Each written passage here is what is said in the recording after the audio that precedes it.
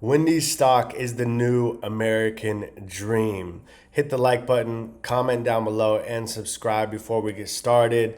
Let's talk about it. Wendy's is up 5.83%, ending the day at $8.26 per share. Looking good right there. The volume was at about 35 million. That is still multiples above their average volume. All right, check out these tweets. I put this out earlier today. I say, you do not understand how early you are to the Wendy squeeze. It's an attention squeeze. It's a buyout squeeze, potentially. It's a short squeeze. It's a gamma squeeze. It's a legitimate business play.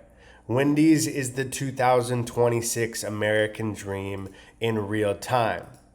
And then also, this is about the potential private buy.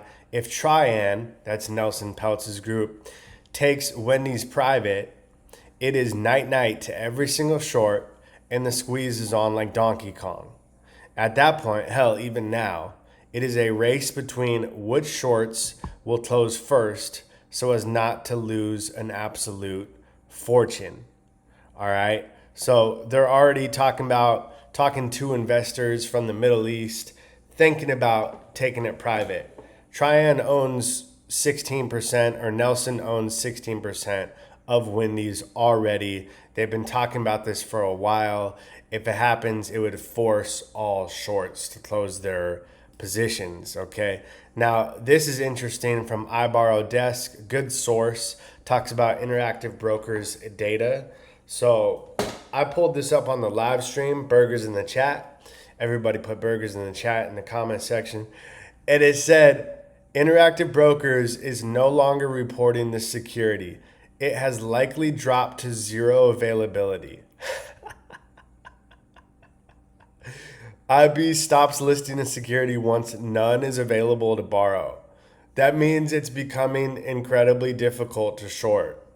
The fee is at 17%. On Robinhood, it was 19%. Just to compare, GameStop, the highest it went up to, I believe, was around 100%. So once you start getting up there, 40, 50, 60, 70, 80, 90, 100%, you just don't want to short it because it doesn't make any sense. You're paying so much interest on it. All right. And then I got my whiteboard just in case I forget stuff. I'm not comparing Wendy's to other squeezes because it's so much different. First of all, Wendy's is the first meme stock that's a legitimate business. And we're not in COVID anymore. But Wendy's won't have to go through all the bullshit AMC and GME had to go through with the phantom shares, the counterfeit book entries, the short interest hidden in option buy rights, the infinite failures to deliver, so on and so forth. I mean, it was insane, the amount of naked shorting, the amount of duplicitous ways to death spiral finance a company. So in that sense, it is a much easier squeeze. I talked about this already. If Peltz and Trian private buy would force all shorts to close. Peltz has history with Wendy's. Success depends on finding partners willing to fund at that valuation. Impact on shorts. With 30% plus short interest still elevated, a buyout announcement would trigger forced buys.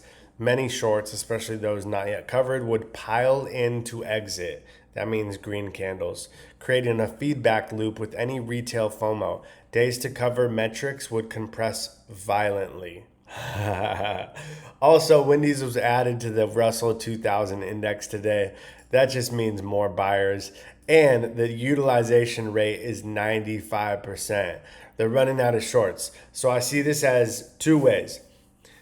Shorts can keep shorting it if they want to, drag this puppy out. The squeeze is just going to be higher in the end, or they could start closing sooner. The squeeze won't be as high, but you won't have to wait as long.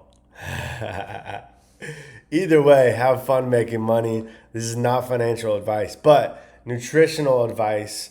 Go to Wendy's and get a Frosty with cookie dough in it. Love y'all. See you for the next update. Peace.